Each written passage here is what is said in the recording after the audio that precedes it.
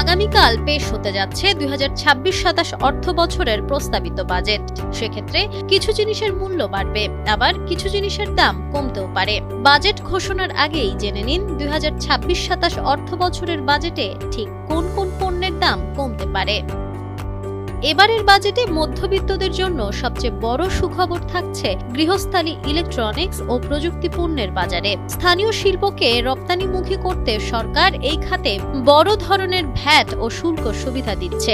দেশে উৎপাদিত television, refrigerator বা ফ্রিজ, এয়ার কন্ডিশনার এবং ওয়াশিং মেশিনের উপর থাকা বর্তমান ভ্যাট 15% থেকে সরাসরি কমিয়ে 7.5% করার প্রস্তাব করা হচ্ছে। ফলে বাজারে দেশি ফ্রিজ ও এসির দাম কমবে।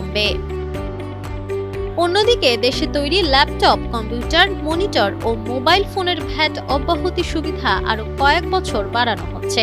এছাড়া ল্যাপটপ ও মোবাইল উৎপাদনকারী কাঁচামাল আমদানিতে কর কমানো হচ্ছে, যার ফলে প্রযুক্তি পণ্যের দাম সাধারণ মানুষের নাগালের মধ্যেই আসবে।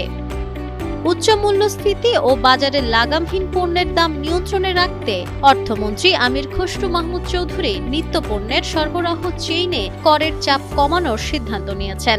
সেক্ষেত্রে চাল, ডাল, গম, আলু, পেঁয়াজ, রসুন, ভোজ্য তেল ও চিনি সহ প্রায় 60টি নিত্য প্রয়োজনীয় পণ্যের উৎসে কর 1 থেকে 5% থেকে কমিয়ে মাত্র 0.5% করা হচ্ছে। এতে নিত্য পণ্যের পাইকারি ও খুচরা দাম কমবে। এমনকি ফেসবুক ও ইউটিউবারদের ওপর দীর্ঘদিন ধরে থাকা 7.5% ভ্যাট এবং 7% আয়কর সম্পূর্ণ প্রত্যাহারের প্রস্তাব করা হচ্ছে। এই কর মওকুফের ফলে ডিজিটাল কন্টেন্ট নির্মাতারা সরাসরি উপকৃত হবেন। এর বাইরেও বেশ কিছু জিনিসের দাম কমবে, যা প্রকাশিত হবে আগামীকাল। Nafisa Nuwal, Times today.